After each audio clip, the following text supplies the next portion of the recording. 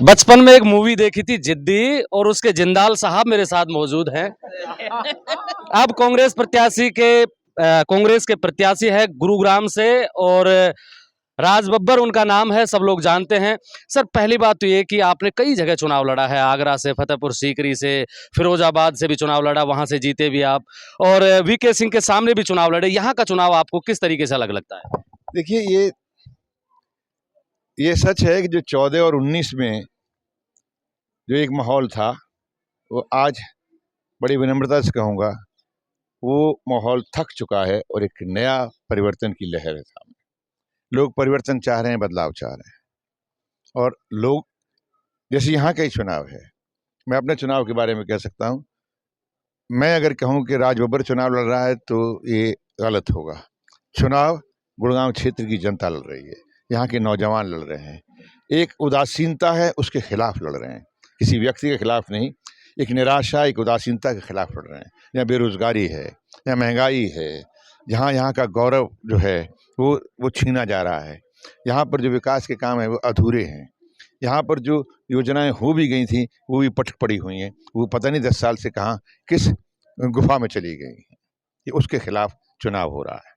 Sir, मैं प्रधानमंत्री नरेंद्र मोदी के कई इंटरव्यू देख चुका हूं, और वो जो कांग्रेस पार्टी कह रही है कि संविधान को बदल देगी अगर 300-400 सीटें आई, तो प्रधानमंत्री नरेंद्र मोदी उस पर जवाब देते हैं। आपको क्यों लगता है कि अगर बीजेपी दोबारा से सत्ता में आई तो संविधान बदल दिया जाएगा? मैंने उनकी बात की टिप्पणी तो नहीं करूंगा। जो मैं देख रहा हूं और ये जो लोग समझ रहे हैं वो क्या कह रहे हैं, वो तो बहुत कुछ कहते आ रहे हैं। वो तो 15 लाख रुपया भी दे रहे थे, वो तो सारा वो तो 2 करोड़ नौकरियां भी दे रहे थे, वो तो सारा काला धन देश में वापस ला रहे थे। तो वो जो कह रहे हैं, मैं उन पर इतने बड़े आदमी को टिप्पणी क्या करूंगा। अब ये तो आपको उनसे पूछना चाहिए 15 लाख कहाँ गए, आपको उनसे पूछना चाहिए 2 करोड़ नौकरियां कहाँ गई। हाँ, आपको उनके मुझे 100 स्मार्ट सिटीज़ कहाँ गई, वो तो आपको पूछना चाहिए उनसे। लेकिन मैं ये कह रहा हूँ, इसलिए कह रहा हूँ कि जो हम देख रहे हैं, हर आदमी जो आवाज़ उठाता है उसके ऊपर ईडी लग जाती है, उसके पीछे सीडी लग जाती है, सीबीआई लग जाती है।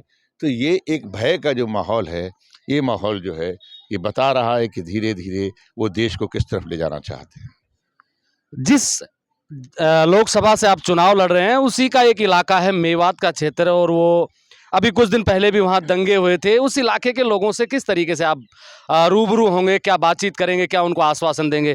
क्योंकि बड़ी तड़प और कसक है उन लोगों के दिल और दिमाग में। मेरे लिए वो क्षेत्र दंगे फसाद का क्षेत्र नहीं, मेरे लिए वो क्षेत्र सांझी विरासत का क्षेत्र है। इनके मेवातियों के जो सबसे बड़े जो योद्धा हुए हैं वो हसन मेवाती हुए हैं।